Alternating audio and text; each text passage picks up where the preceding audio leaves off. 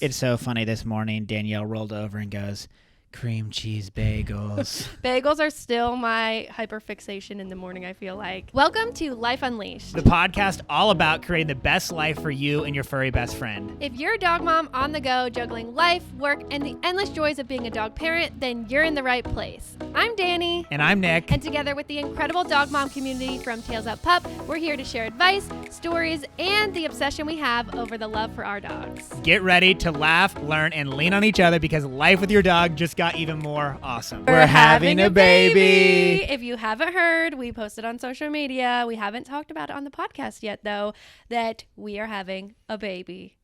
Inslee was pregnant. Now it's you. We overlapped for a few weeks. How many weeks did we overlap? Maybe Just a few. 2? 2 weeks? 2 weeks? 3 weeks? Well, okay. It wasn't long. We can dive into my first thing because we're talking about my first trimester. I'm almost all the way through it. But what is the first trimester is the first 12 weeks of pregnancy. And the calculating is so crazy because the first 2 weeks, you're technically not even pregnant. It literally makes no sense to me. The only part that makes sense is not everybody is like tracking like we were. So maybe like they track based on what, your last period, right? Right. Most people don't know the day they actually ovulated, but they know when their period was. So all of the calculations are based on your last period, whether you know when you ovulated or not.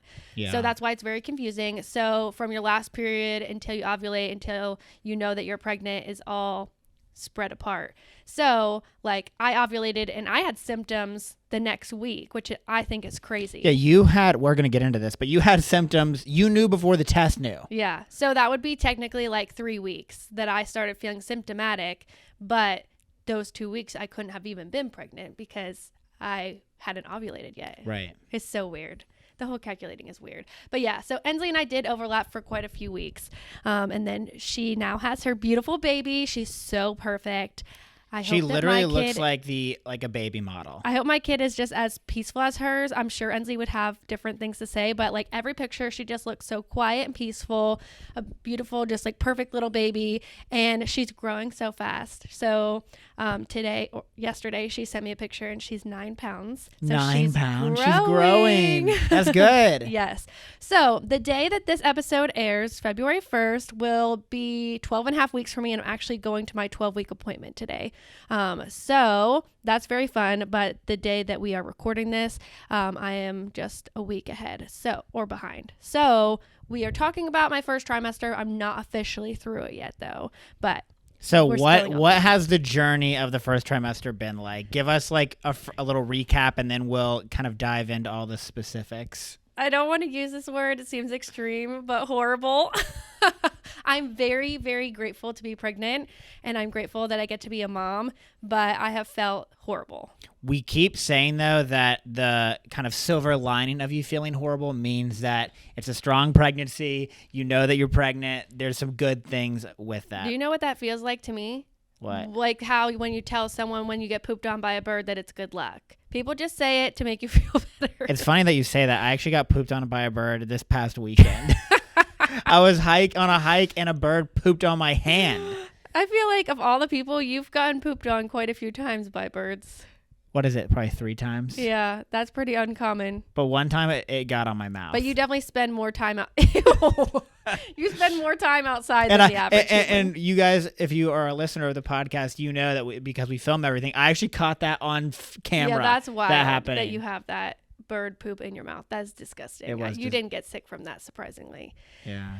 Anyways, actually I've taken notes every single week. I'm trying to film and document my whole pregnancy journey. So we've taken a photo every week since like 4 weeks. And then I have notes in my phone of like all my different weird symptoms. But for the most part, I feel like I'm pretty standard in the way that people feel in these typical textbook type, like you're yes. gonna feel nauseated, tired, have some aversions. The weirdest thing that I had was shin splints. I didn't know that was a symptom. You didn't tell me you had shin splints? Yeah. This is news to me. You didn't watch my video then. You have shin splints? I don't right now. That was like a few weeks ago, but I thought that I never get shin splints, only running outside, and I'm not doing that.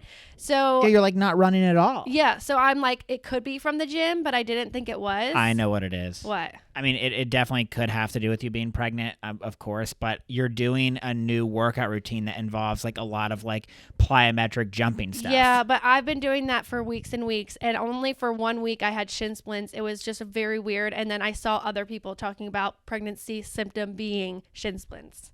Wow. So I don't think I'm crazy for it. That was a weird one. Well, what have your worst symptoms been? Definitely the nausea. I've only thrown up once, so I'm grateful to be able to keep things down. But the nausea is unbearable at times. It comes and goes, but it's all day, and it's not just morning sickness. It's all day. Yeah, it seems like you kind of have this like low level underlying nausea. Like you wake up and you're like I just kind of feel like I might throw up, and then that like just doesn't stop whatever at all the whole day. So my coping mechanism is eating. Eating makes me feel better. That is so strange to me as like a guy, or just in general. Like every time this shows you that pregnancy is different. Every time I've ever like been sick, the last thing I want to do is eat. Like eating makes me feel like I'm gonna make me more nauseous. So but it's the opposite with you. Yeah, most things don't sound good. Like I'm like, ooh, I don't know if I want to eat that. But once I'm eating something, then it is good and it makes me feel better. For a while I was like only into carbs, but now I'm back on the vegetables and like eating a little bit more healthier decisions. It's so funny. This morning Danielle rolled over and goes, cream cheese bagels. Bagels are still my hyperfixation in the morning, I feel like. It's interesting that breakfast is your favorite meal. I wake up hungry. I'm hungry for every meal, but like I don't know why. Yeah, it is interesting. Also, with the nausea, I don't like water, so consuming enough liquids has been probably the most difficult part. So yeah, and I think that that definitely probably makes the nausea worse. Yeah, I would think. Well, just in general, like being dehydrated isn't good. So you've had to struggle on like what you can drink. You can drink Gatorade, Sprite, things like that, but you've really struggled to drink water, which is strange because water doesn't really have much of a taste, and you're like, it tastes so bad. I know. My mouth constantly feels bad. That was one of my early symptoms too, remember? I had to go buy a bag of mints because my mouth was constantly feeling icky. Like and taste bad? And it still feels that way. Yeah, that has not gone away. That's weird. Yeah, so I don't know what that is. Yes, I brush my teeth. Like, it is just... it's there to stay. So you've had the nausea. Another thing that's been crazy, this is probably the biggest like change that I've noticed. You were so tired. So tired. Like when they say you're growing a human, like I am growing a human. And it's crazy how fast they're growing right now. Like every week it's almost like half an inch. So no wonder I'm tired because I'm not only like I'm still working longer than a 9 to 5. Like I'm working all day and I'm moving around a lot. And then I'm still going to the gym and I'm growing a human. Like I'm exhausted by the night. So like I'm going to bed at 8 o'clock. Like usually I go to bed early, like 9 o'clock, but I'm like sleeping by 8. And if you know Danielle, that's totally not like you. You're like the Energizer Bunny, like wake up like at 5, 6 a.m., like spring out of bed and you're go, go, go. And you do end up getting tired right by the end of the day, but like 3 o'clock hits, 2 o'clock hits now, and you're like, this day is too much for you. Getting to the gym is the hardest part. Once I'm there, I feel much better, but getting there is hard because I'm exhausted by 2 o'clock. And so I usually go to the gym at 4:30. So it's very hard to keep the momentum going to get there. Yeah, like yesterday, you sounded like you were on death's door before you went to the gym. But then when you called me on your way home, you sounded way better. Yeah, it does energize me again after. It almost distracts me. Oh, yeah. I feel like you're probably getting some of those endorphins and things like that come with the working out that's helping. Everyone just keeps saying that it'll be better after the first try. So we're hoping for getting over the hill, making it to better days, hopefully in the near future. So not only being tired, but you've also had some interesting aversions. The biggest one, the weirdest one is what? Not liking coffee. And this is actually one of the most common things that I've heard from women in pregnancy. Really? Yes, but they all say that they end up liking it again come the second trimester. So it might come back for me, but just the taste of coffee is so nasty to me. I cannot, like, I'm not drinking any coffee. And I know that might be like even a controversial thing, consuming caffeine, but for the most part, it seems like most studies show that you can have a cup and it's totally fine. So I would drink a cup if I could consume it, but it's just so nasty to me. Yeah, you haven't been like a big caffeine. Like you typically would only have 1 cup of coffee a day, but like you never missed it. So now that like it's really a big habit change for you not to be drinking it. What is the most interesting to me now that I'm pregnant? Like your whole life you go through, people are saying you can't have sushi, you can't have lunch meat, you can't have like certain cheeses, like you cannot have these things when you're pregnant. But now that I'm pregnant, the reason you can't have isn't because it's bad for you. It's because they don't know that it's bad for you. Because not enough studies have been proven, even with alcohol, not enough studies have been proven to show anything, because they think it's risky and they don't want to jeopardize a pregnant woman. So they're not going to tell you to consume it and let's see what happens. So basically you're saying that they only tell you to consume things that are safe. If they're not sure know are safe, yeah. that they know are safe. If they're not sure, even if it may not be bad, they're still like, don't take the risk. For example, lunch meat, there is a chance that you can get listeria, but the chance is probably so minimal, but it's there and they don't know how likely it is. So they just tell you not to consume it. But many pregnant women choose to still eat it because they think the risk is minimal. Well, the last time that we talked about this, you kind of had the mentality of like, I'm really not going to consume the lunch meat, eat sushi, things like that, just because it's not worth the risk. Now, when you're pregnant, a lot of things sound bad. And if you can't, you need to eat something. So if lunch meat's the only thing that sounds good, like, and that's the only thing I could consume, then I would probably reconsider it. But for me, I'm like, if it's a risk, I'm not going to risk it. So I can make it 9 months without those things, and then I'll consume them again later. But for right now, like, yeah, I'm fine eating other things. Yeah.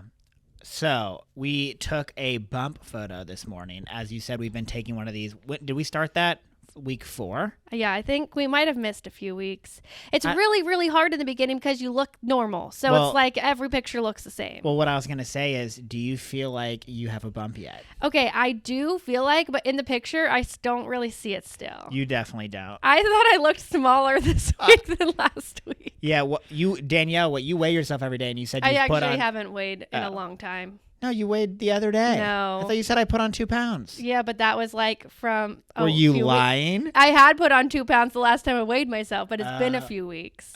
You should weigh yourself soon. I know. I keep forgetting. I like to do it like at the same time so that it's like the same measurement, but I forget in the morning now, so I need to do it again soon. But I don't do it every day now. And I think that maybe mentally it would be bad for me. So I don't want to get into that cycle. Yeah, that makes sense. Because like no one likes seeing that they gained weight. And I know I'm growing a human. And now like the human in my belly is almost 2 inches. It might be 2 inches. I don't remember. Yeah. So I think I had heard that you had told me that they're going to be a lemon by the end of the first trimester. So right now they're going to be a lemon. Yes. Yep. Wow. I think week 13 is lemon. So. Wow. Yep. It's crazy. I know, you go from 0 to lemon. This entire process, because I honestly, and maybe other guys are this way too, I knew nothing about pregnancy really. Well, I feel like a lot of girls don't either. Like we're learning as we go. Yeah, so the whole thing has been like, I'm a very curious person, so this entire process has been like, oh my gosh, every like little fact and thing that you learn, you're like, this is crazy. Like when we listened to the heartbeat, that was like the most wild thing, and it was 174 beats a minute, and I just could not believe that. It was like dun dun dun dun dun dun, and I was like, is that normal? And she's like, yes, perfectly normal, healthy baby. And I'm going to get to hear the heartbeat again today, so it'd be interesting to see if it's slowed down at all, because like they won't stay that high forever. So it'll be interesting. Are you falling into the traps of believing in the wives' tales? Yes, I am a firm believer in the wives' tales typically, but the more older that I've gotten, the more friends I have that have kids, they've proved them wrong. So now I'm more skeptical. You mean like is it contradicting? I've always thought nausea meant girl, but Ensley was not nauseous, and then her best friend was so sick and had a boy.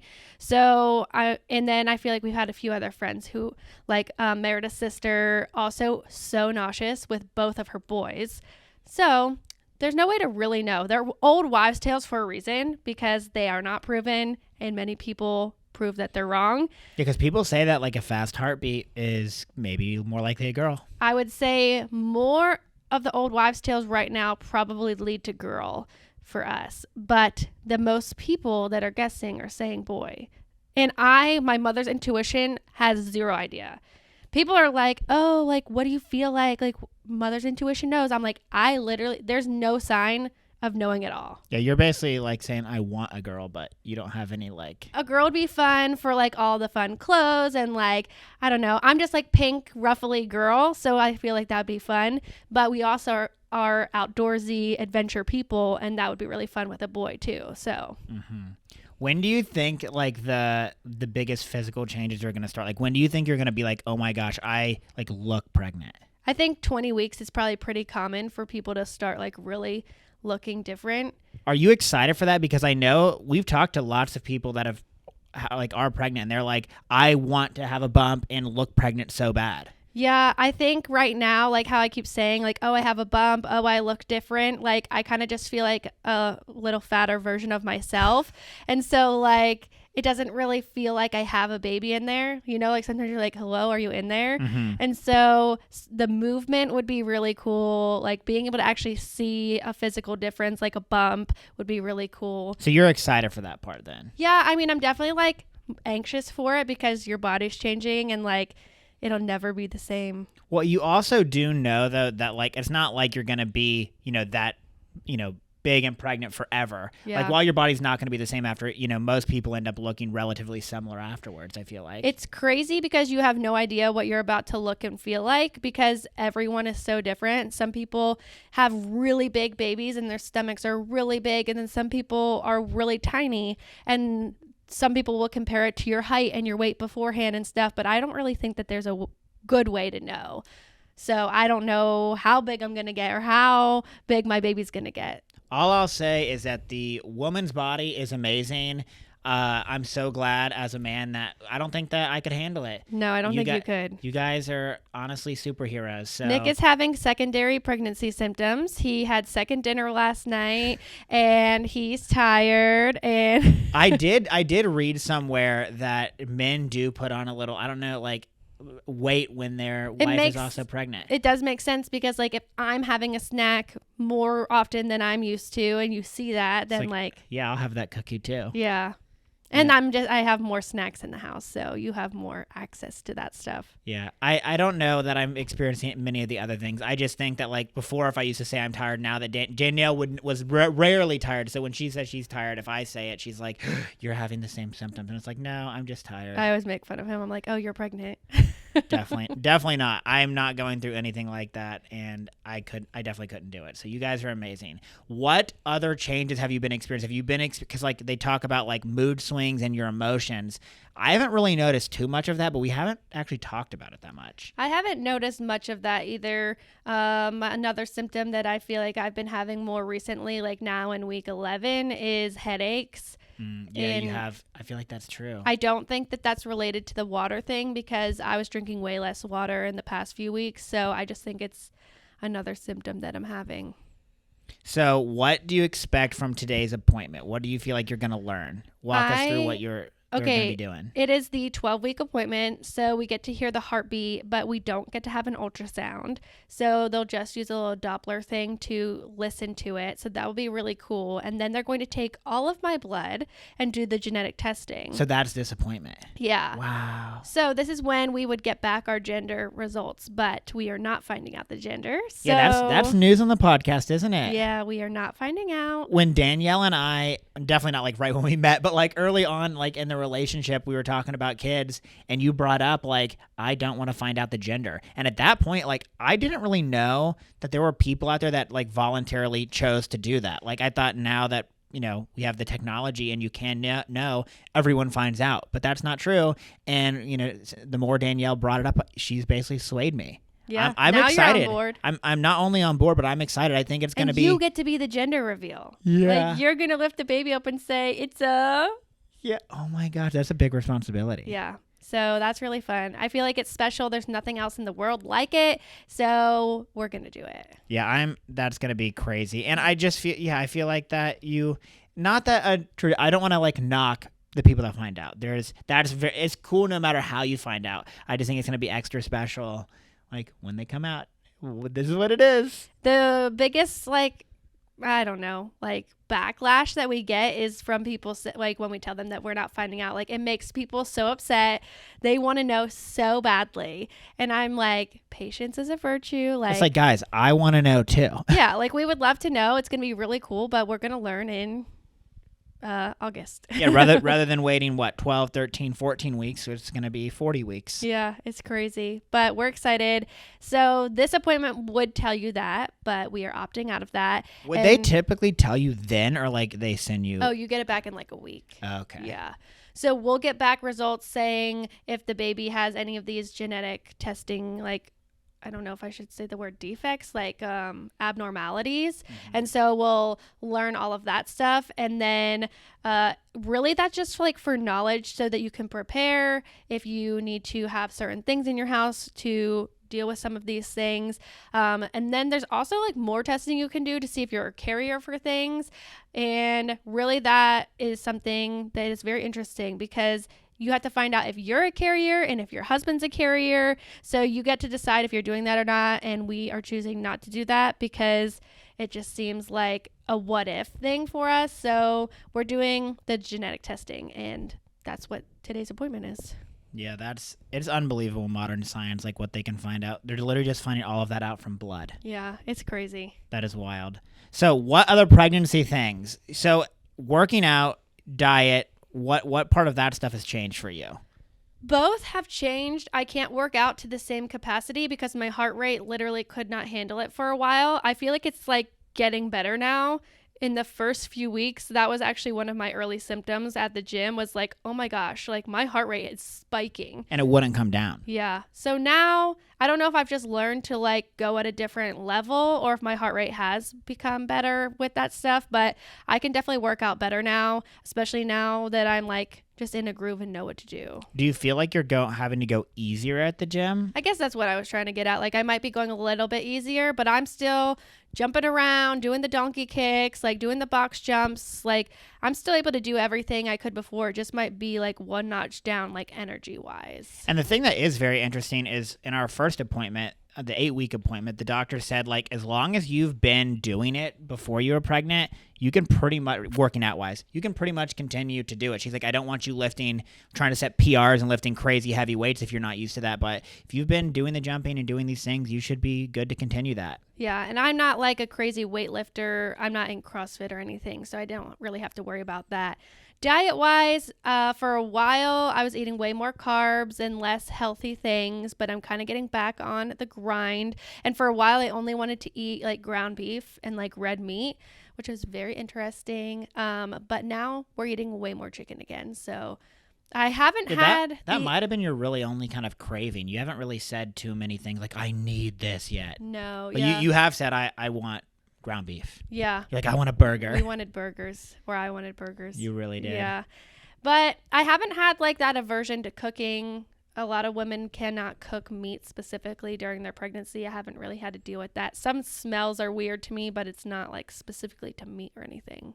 Another big thing that's been happening in the Karras household is we have actually been going pretty hardcore of preparing for this baby. That's what I was going to say. So many people are making fun of us for like what they call nesting so early on. But honestly, I get so stressed thinking about all that has to be done and how bad I've been feeling. And then seeing how much Ensley didn't want to have to move and do a lot of things when she was near the end of her pregnancy.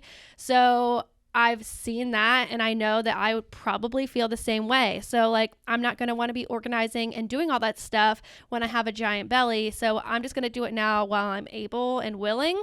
So we are nesting early. People cannot believe we made our registry, that we're planning the shower. Like, to me, I'm a planner and all this makes sense to me, and it's the way I want to do things. And we're going to have our shower earlier than most people because if we are going to have to buy things, which at the end of the shower, you're still going to need things, like people aren't going to buy every single thing. I don't want to be rushing around 2-3 weeks before the baby is here trying to scramble and get all those things. So it's just going to be much easier to deal with all that, 2 months beforehand. Did it surprise you how much I was involved? Because I feel like I was one of the catalysts in actually doing this stuff.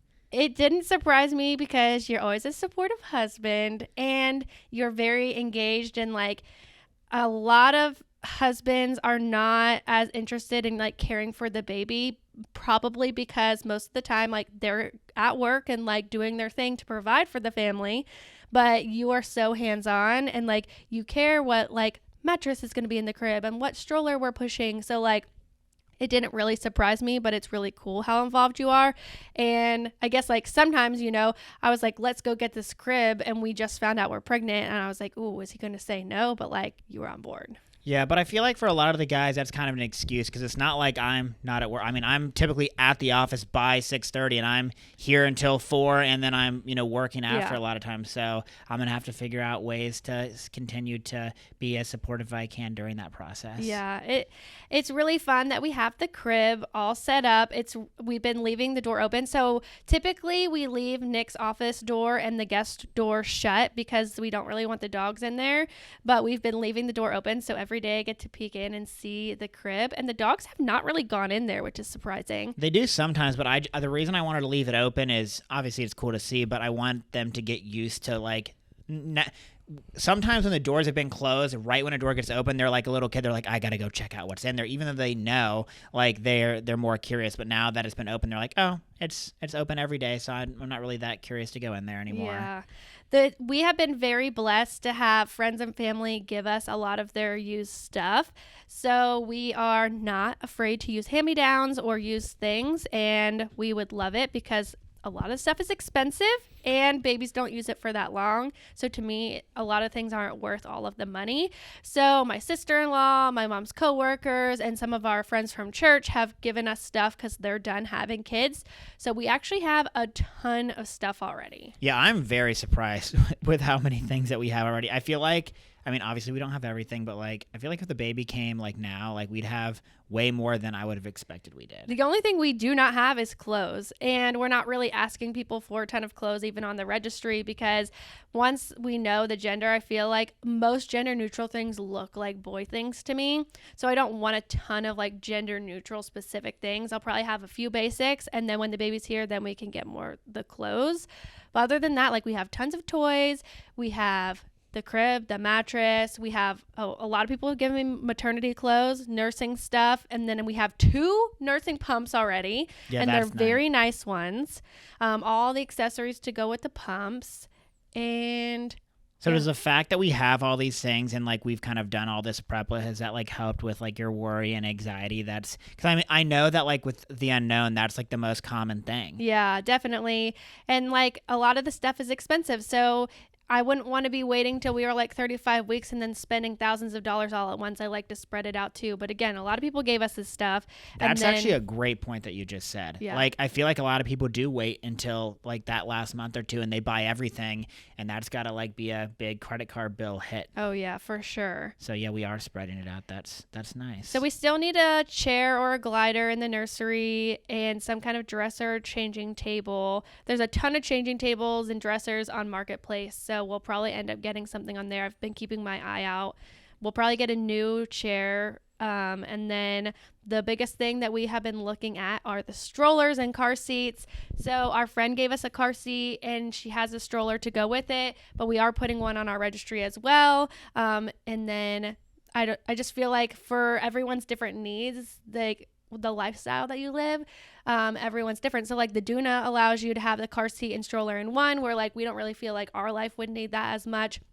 But we're very active outdoor people. Nick's actually very interested in like the carrier for hiking. Yep. So he's looking into Osprey and the different options there. I'm actually very excited for that. Yeah, lots of fun things. All the accessories are really fun. And actually, a company is sending us the baby monitor, which is incredible. They said if we wanted to post a YouTube video about it, that they would send it to us. And it's like $500. So I was like, absolutely. And it's like a very well-known brand. So I'm excited about that. It saves us money and we get to share something that is really cool. Yeah, there's so many, like nowadays there's so many different little gadgets and things for babies. It's honestly overwhelming. Yeah, you were learning from someone about how like there's baby monitors that tell you like the baby's heart rate and like all that stuff. Yeah, that is wild. The technology is crazy. The other thing that was a really big win for us is we were able to actually combine my office and the guest room, and we were not sure we were going to be able to do that. And that gave us an entire room for like, we knew we were going to for sure have to have the nursery. We just didn't know what we were going to have to lose in our house. We don't have a big house. And we were like, is the guest room going to have to go? Is my office going to have to go? But we made it work, which is really, really a big win. It's incredible because my family doesn't live here, so it's really nice to have a bed in the house that they can come and stay and not feel like they have to get a hotel. And so we were really just thinking that was going to have to be the room that went because it only gets used 1 or 2 times a year. And like that just doesn't make sense when you think about how often Nick uses his office. But I said, wait, maybe we can rearrange and fit the bed in there. And we did, and it worked out perfectly. So when we have a second kid, we have no idea what will happen, but for now it works great. So I honestly like how that room is arranged better now. Yeah, you get a lot more bang for your buck almost. Yeah, and it doesn't feel crammed. No, it does not. Somehow, even with a bed in there, it's not too crammed. And a queen bed, no less. Yeah, a comfy bed. That bed is really comfy. If you stay at our house, you will sleep good. It is so cozy. I think it's so wild when you think about how different, like if we do this podcast again, like a second trimester update, how different I'm going to look, feel, and be that at that time. Isn't it really weird? I feel like there's so many different, like they break it into the 3 trimesters, but like there's a good reason for that. Like there seems like everyone that we know, there's distinct differences between the trimesters. Like not as much as like you can draw this line like today it's going to be different, but like it does seem like the things change very drastically between the trimesters. Yeah, it's crazy. And don't you feel like it's going by pretty fast? Oh yeah, I knew. Now I guess I feel like I'm at the age now where I understand that time goes by quickly. It's like, it's so fast. But when other people tell us that they're pregnant, like really early, then it feels like they're pregnant forever. Like, for example, like Ensley, it felt like she was pregnant forever because we knew so early. So I thought we were going to feel that way. But right now it feels like it's going by so fast. Yeah. It's like, how is the first trimester over? It's crazy. And you know what's really kind of sad a little bit is like that doesn't stop like once the baby's here. Like everyone says that like those first few years, whatever, like they fly by. Yeah, I know. It's going to be so weird. The baby will be so tiny and then grow so fast. The other thing that I was worried about was finding and meeting the new doctor. Oh, yeah. And we had a really great experience. Everyone there was super nice. And that was like a stress that I had that was relieved once we went. The way that we found that doctor is we have friends we're pretty much one of the last like people in our friend group that doesn't have a kid. And so like the experience that they've all been able to share has been like so unbelievable, from the giving us hand-me-downs to like telling us parent tips and things like that, all the way down to like, this is the doctor that we use, this is what we like. And we even had hey, we really didn't like this doctor, so that's been helpful. I do think you have to pick and choose what information you are going to take from people. There's a lot of parenting techniques, pregnancy ideas, like gadgets, anything. You have to take with a grain of salt almost, and like you at the end of the day have to make the best decision for you, your partner, and your baby. But I personally like hearing what everyone has to say, so then I can have all the information and then I make my own decision. But if you are easily swayed or have a hard time making decisions for yourself, then you have to be really careful, because people will tell you this is the right thing or you have to do this, when like there's a lot of ways to do things and that's not necessarily true. Yeah, for that a lot of people are like, are you offended by all the advice, unsolicited advice you're getting? And I'm not really offended, because it's like Danielle said, I want to get all that information, because you don't know what piece of information is going to be great. And honestly, if you don't end up agreeing with it or that doesn't work for you, then you don't have to use it. It's not, people are just trying to be helpful. Yeah, like for example, like people are like, oh my gosh, you need this bassinet, and I'm like, it's $1,000, $1,800, almost $2,000. Like personally, it's just a no for me. I don't have that type of money to spend on a bassinet, and there are other bassinets that would be just as good. So like, that's just like an example of like kind of things that we hear, and then we have to make our own decision, and then we just go from there. And I really feel like with the baby stuff, because they use it for such a short amount of time, and some babies literally like don't like it at all, like like say that little bouncer thing. Some babies don't like that at all. So you'll get like a few $100 piece of equipment that was used 1 or 2 times because the person's kid didn't like it, and now it's on Facebook Marketplace at like a 50-60% discount. So there are so many deals out there because they're not using it that long, and some kids don't like the stuff. So go hunting for the deals. Danielle has been very good at that so far. And Ensley added me to a Facebook group that like it's a local moms group where they're also, it's basically like Marketplace but like more niche down, and I really like that because I feel like everyone is there for like a common interest of like mom stuff. So that's been really cool. I'm sure you might have something like that in your area, so you could look on your Facebook. But that has been a great place to find stuff as well. So the last question I have for you, Danielle, is the first trimester, has it gone like you expected that it would? No, absolutely no. No? I see myself as a strong, independent woman. You are. I don't typically fall down and need help getting picked back up. Even when I get sick, I rarely struggle. I'm very healthy, I'm very able, and I'm strong-minded. And this trimester has kicked my butt. Like it definitely has, but you're still very strong. Just because you've struggled a little bit doesn't mean you're not strong. You're growing a human, Dani. It's a weird feeling to feel like I physically cannot wake up. I can't get out of bed. I can't stay up any longer. Like I need to eat. Oh my gosh, I'm eating so much more than I used to. Like it's just things that are, you hear about them. You think that you can make a different decision. You're in it and you're like, oh my gosh, like if I don't eat, I could die. Like that's how I feel sometimes. So it's just, you think you're going to be one way and then it hits you like a truck.